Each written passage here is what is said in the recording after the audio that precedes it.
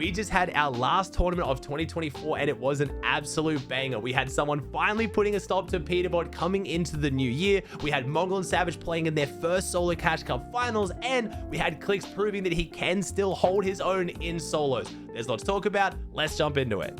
Let's kick off talking about NA, and unfortunately at the top of the leaderboard, we have someone that none of you guys would recognize because they are a cheater. I hope by the time my editor goes to grab this leaderboard photo, they're actually not at the top and it will show the rightful winner, Bolts. I know I've been talking about cheaters a lot in my last few videos. I have to when they're literally winning the biggest tournaments of the week. On EU, things were looking fantastic. We had cheaters showing up, playing in the finals. It was really unfortunate to see. I think first, second, and third an hour into EU were cheaters, which Aussie, why is that fantastic? They ended up all getting manually banned. They were all manually banned an hour into EU. Obviously, I would love to live in a world where they don't cheat or at all. They don't even make it into the finals. They get banned the second they get on their account. But unfortunately, that's not the case. Even with everything Epic's doing, even with the lawsuits, people are still dumb enough to try to cheat in these tournaments. But at least they were getting manually banned quick enough where the tournament could still somewhat run.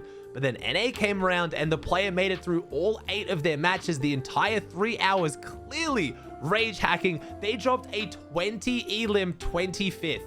In the finals, like just absurd amounts of cheating. They took down so many of the top players, so it does really again put another mark on NA, where I'm going to talk about who won and who did well, but it was basically cheater dodger. You had to do your best to be able to, do well, but just not get into the lobby with a cheater. So unfortunately, I hate that I have to keep talking about this, but when they're winning tournaments, it's a very relevant topic I have to bring up. But as always, I'll do the best I can to highlight the true winner, Bolts, who played absolutely phenomenally, 431 points. He played out 8 matches and won 2 of them. Bolts was playing amazingly well, and the pressure was on him because Peterbot set the points to beat. Peterbot finished on 385 points. He got out of his last game only 6 minutes after lobbies closed, so it was up to Bolts and Muzz as the 2 front runners to try to overtake him and see if they could get more points. Unfortunately for Muzz, he went down with a 0 elim 21st. Still a really good game, a 24-minute game, but it wasn't enough to overcome Peterbot. But Bolts, on the other hand, handled the pressure, stepped up, and got a 6 elim second. He absolutely dominated,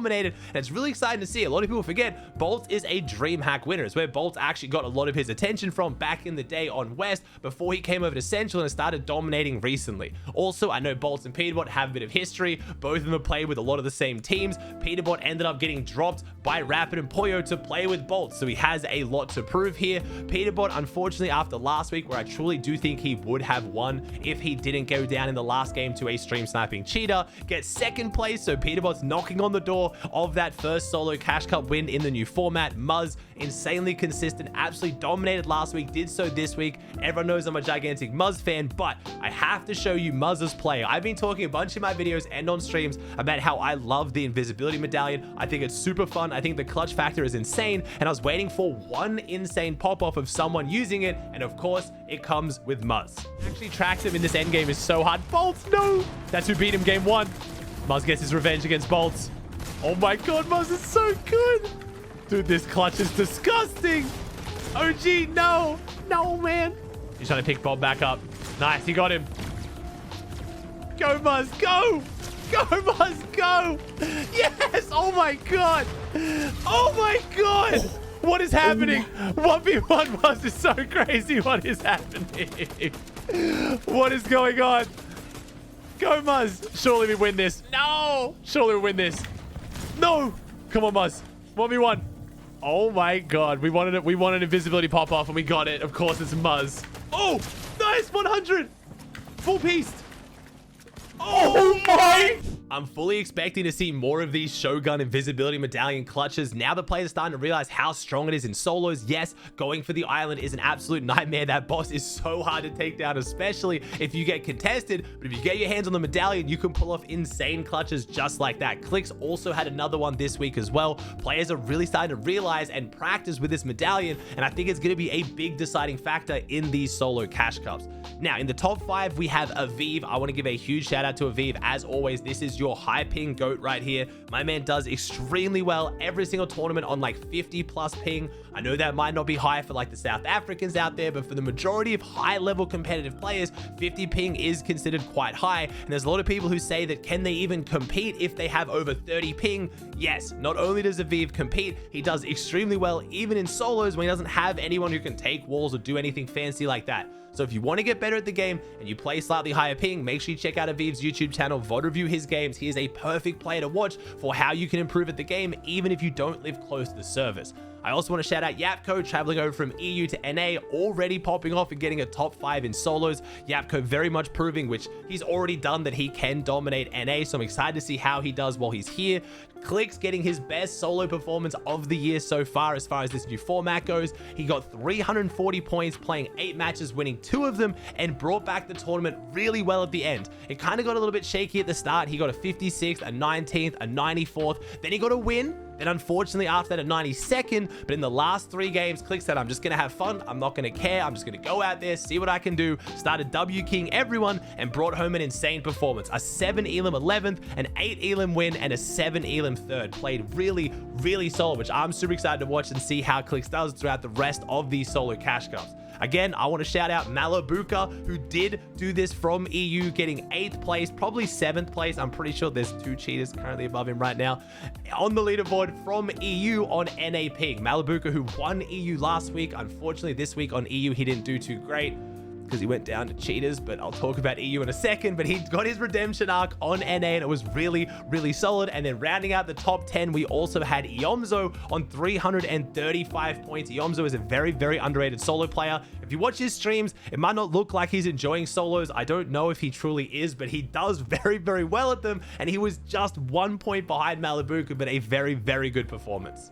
Just quickly before talking about EU, I get this question a lot. What is the best controller for Fortnite? And I wanted to do my best to answer it. What is the best controller for Fortnite? Unlike other games on controller, Fortnite has a lot of keybinds that you need to use very regularly. With them adding more mechanics with new keybinds every single season, it feels like controller just doesn't have enough buttons. And for that reason, I think the Razer Wolverine V3 is the best controller for Fortnite. Not only do you have 4 back paddles with mouse clicks, you also have 2 reprogrammable bumpers. So you have 6 extra buttons that you can press on top of all of the regular ones. It's not just the amount of extra keybinds you get, it's also the positioning of them. A lot of you guys will play claw, whether it's left, right, or both. The bumpers on the top are actually positioned so that you can hold your finger more comfortably and press all of your keybinds. You could play double claw and 4 paddles with this controller comfortably, so you won't have to worry about all of the keybinds. The Wolverine V3 also comes with Hall Effect precision thumbstick, so it has anti-drift accuracy with customizable sensitivity and dead zones. The Wolverine V3 Pro is wireless and it has Razer's hyper wireless connectivity, but if you want to plug it in via USB, you can actually unlock 1000 Hz polling rates, or if you want to purchase the tournament edition, which comes wired as standard, you also have the 1000 Hz polling rate to make sure all of your inputs have no input delay. The Razer Wolverine V3 Pro is retailing at under 200 USD, and the tournament edition is under 100 USD for what is, in my opinion, the best controller for Fortnite.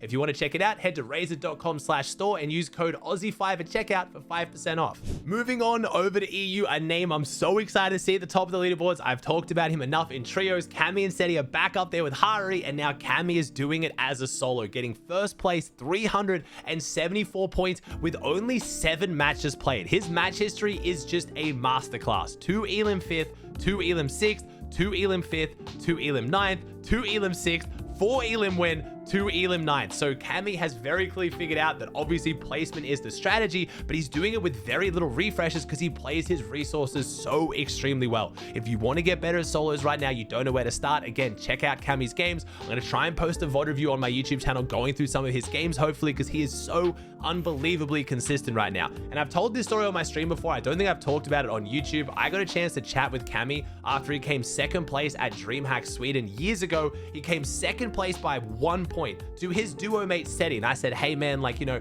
it sucks that you didn't win it, but you know, you came 2nd to your duo mate. You're only 1 point behind. You have to be proud of your performance. And he looked me dead in the eyes and said, I feel empty.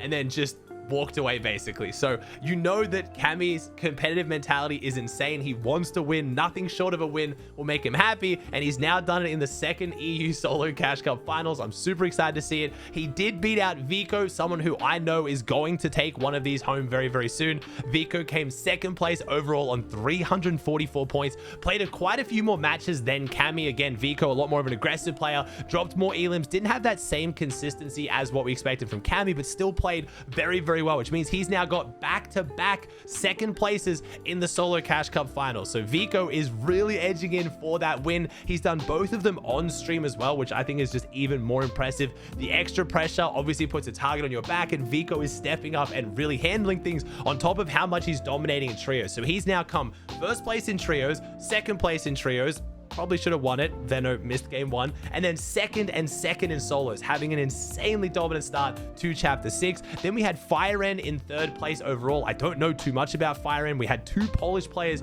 in the top 3, which is very, very awesome to see. Looks like he is a bit more of a placement warrior kind of playstyle like Cammy. He only had 1 game outside the top 10 and then a 34, so played really, really well. And then we had Mumsy, who, if you guys pay attention to my videos, is actually the EU PlayStation Cup winner, an ex-console player who's now playing on PC and doing very, very well. I love seeing people come off the console track, get a PC, and just have their placements just skyrocket. Closing out the top 5, we had Bevies, a very, very aggressive player. We've seen a lot in the past. Pablo and Bevies now back together, playing trios, doing really, really well. Again, a lot more of an aggressive playstyle than what we saw from Cammy and Firen, but showing that you can play aggressive or placement as long as you're consistent. It does really, really well. He did unfortunately lose the 4th place on a tiebreak. Moving on to our powerhouse duo on EU right now. All eyes are on them. Mongrel and Savage made their first Solo Cash Cup finals, and unfortunately, both of them didn't do too hot. Mongrel outplacing Savage, but Savage finished all 10 of his games very, very early on in the tournament. He finished in 292nd, getting 138 points. It just wasn't really his day. Things weren't really clicking or gelling. I was doing a watch party on my Twitch. I watched a couple of his end games. He got a 5 elim 8th, where he was looking really solid, but just looks like he struggled to find that consistency and really often went down around spawn. Bird maybe isn't the drop spot in trios and solos, apparently. I don't know. Mongrel was also dropping the bird. We actually got to see them fight each other in the opens, which is super funny. Didn't clash in the finals, but Mongrel finishing off on 190th place. I'm not happy with Mongrel's performance, not just because it is a little bit better than Savage's, but it's because he played all of his games out. Mongrel actually went through all 10 of his games in the 3 hours. Wasn't really finding the consistency he was looking for, but he didn't start W king. He didn't start just running at people and getting impatient. He still kept playing out the placement as best he could, and unfortunately didn't really click together. But I like that mentality from Mongrel. We know in the past in solos, Mongrel really struggles to play for placement, especially if he has a couple bad games. He just thinks, I'm just gonna W key. If I win, I win. If I lose, I'm out. I don't really care. So it was cool to see Mongrel kind of flick that switch and say, no, I need to improve at solos. I need to play to the meta. I'm just gonna lock in and play placement. Again, didn't go the best in the end, but not a bad performance for this first solo finals. It's insane to be saying this, but that is the last tournament recap of 2024. This is our last official Cash Cup. We don't have tournaments now until like January 7th, I think. So I'll still be uploading a bunch of content. I want to put some guide content up. I'll be uploading a bunch of games on my React channel at React Antics. Check it out if you haven't. But this has been a phenomenal year for competitive. It's been a phenomenal year for my socials. I really want to say a huge thank you for all the support on my Twitch channel, all my YouTube channels, all of that. I love you guys. There'll still be a bunch of videos. It sounds like I'm leaving, but I did kind of want to make this the closeout to 2024 and what a massive year this was for Fortnite and myself. So thank you guys so much for all the support.